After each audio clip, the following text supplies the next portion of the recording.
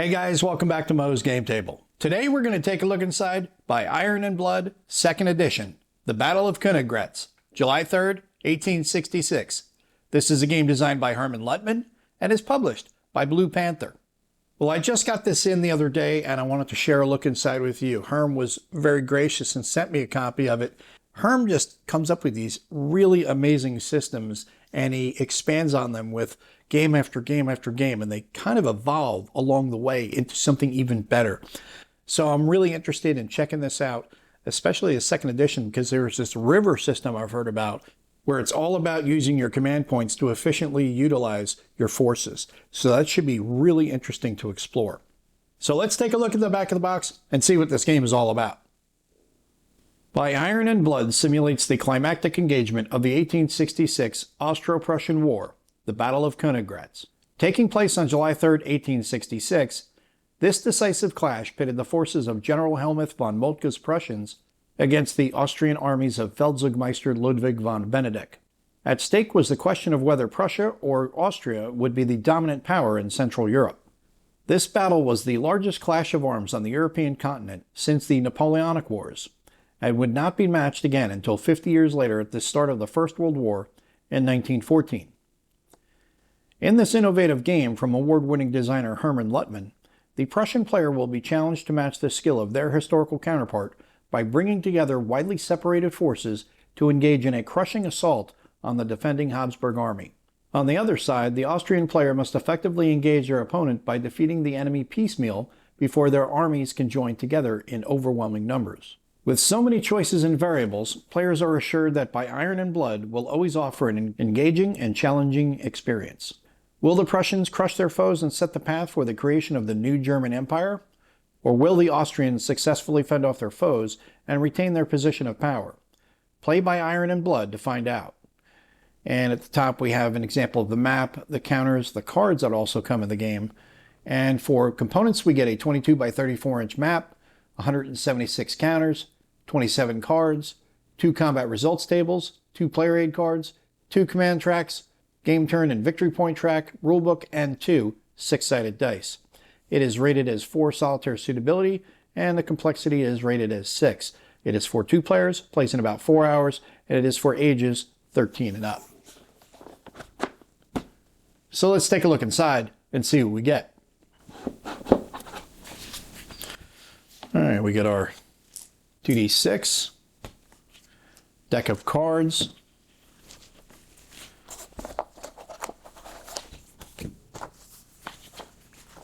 our rule book,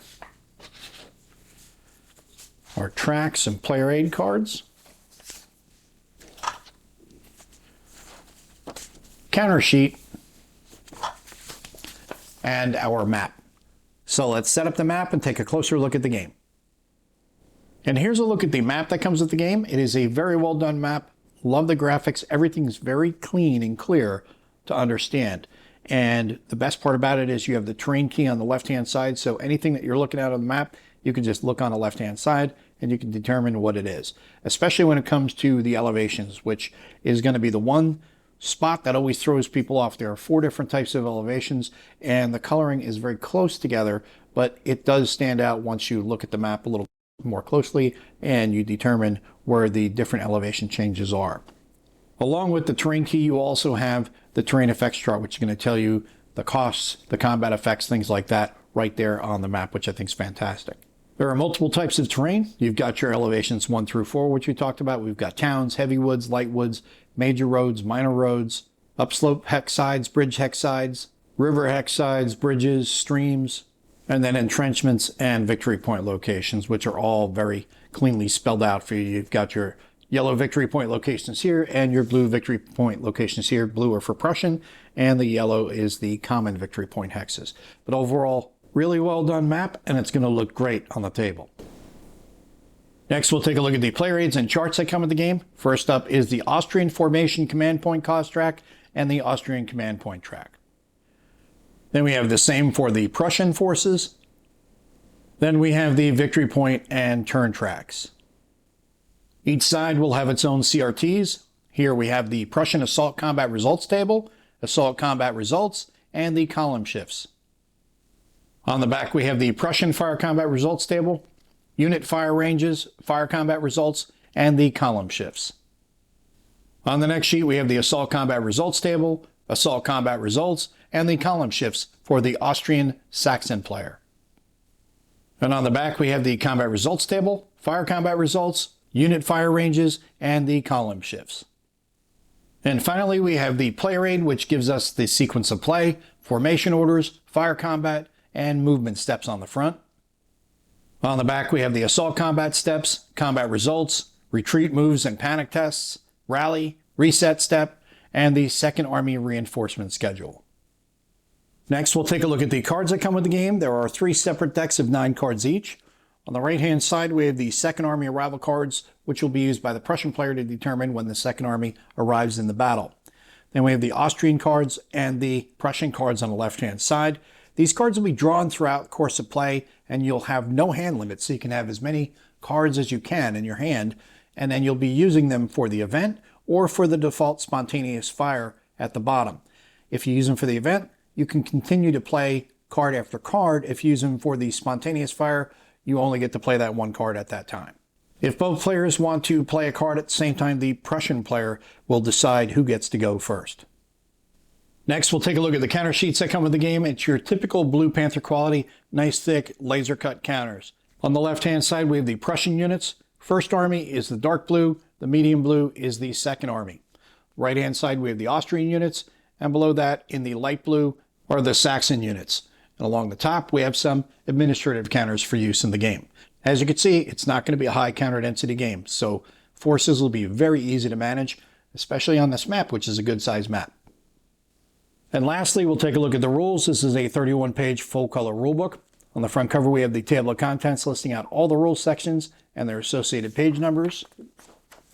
Inside of the front cover, we get to the introduction, components, where we get a breakdown of all the counters in good detail, so you can understand all aspects of the counters. So you get your administrative counters, and then we have the terrain that's on the map explained to you as well. And we talk about the player aids, the tracks. Then we get into the setup and sequence of play on page 6, game turn marker phase, command points phase, draw event cards phase, and the initiative phase. Formation and activation, we see that we've got different call-out boxes here, as well as some text examples at the bottom. As I said, formation activation phase is going to give you all the information for that. Formation orders, fire combat step. That's going to go on for several pages. Nice and clearly written out. We've got another example down here at the bottom. The movement step, all portions of that explained to you. Assault combat step, retreat moves and panic, rally step, reset step, Prussian Second Army arrival step. And then we get to the victory points. And then we have some variants on page 25. So it really goes from, page 6 to page 24, so about 18 pages of rules, not a lot of pages of rules to understand. Nice large text, easy to read, so you should be able to get this on the table pretty easy. And then we have the variants, because there's only one scenario in this game, and the variants will allow you to change things up and to keep the gameplay fresh every time. And we have the game setup on page 27. Then we have the event card notes for both the Prussian and Austrian event cards. Designer's notes from Herm Luttmann. And over here on the right-hand side, we have a pretty cool little QR code that says, "Get in the mood for the game. Check out this great selection of German military marches." So something to get you in the mood when you're playing at your table. We are at the back of the rulebook. And that is a look at everything you get inside of By Blood and Iron, 2nd edition, The Battle of Königgrätz, July 3rd, 1866. This is a game designed by Herman Luttmann and is published by Blue Panther. Well, you see the quality of the components here from Blue Panther is fantastic as always, and the game itself is going to be fantastic because Herm Luttmann just designs fantastic games. Really fun games and explores some interesting subjects in really fun ways without making it too complex, and that's one of the things that is really interesting about his systems that he creates for command and control. It is a complex subject that he makes meaty but not overwhelming for the game player, which I think is fantastic. And I'm really digging what I'm seeing so far from this game. So I'm looking forward to checking it out because I am really not well versed in European battles in the 1800s. I'm really not. It's not a time frame that I'm really into myself, so I don't have a lot of historic background on it. That again is where war games are fantastic. It gets you right into the subject matter by having you participate in it, and then you go and you watch documentaries and read more books and you get more educated. Again, why war games are such a fantastic tool and a gateway to gaining more information about the rich history that we have throughout the world. So looking forward to checking this one out, and it's now available from Blue Panther, so if you haven't gotten yourself a copy and this subject interests you, go over to their website and check it out right now. Well, I hope that helps you guys out if you've been curious about this one. If you have any comments or questions, post them down below. Thanks for tuning in, guys. See you next time.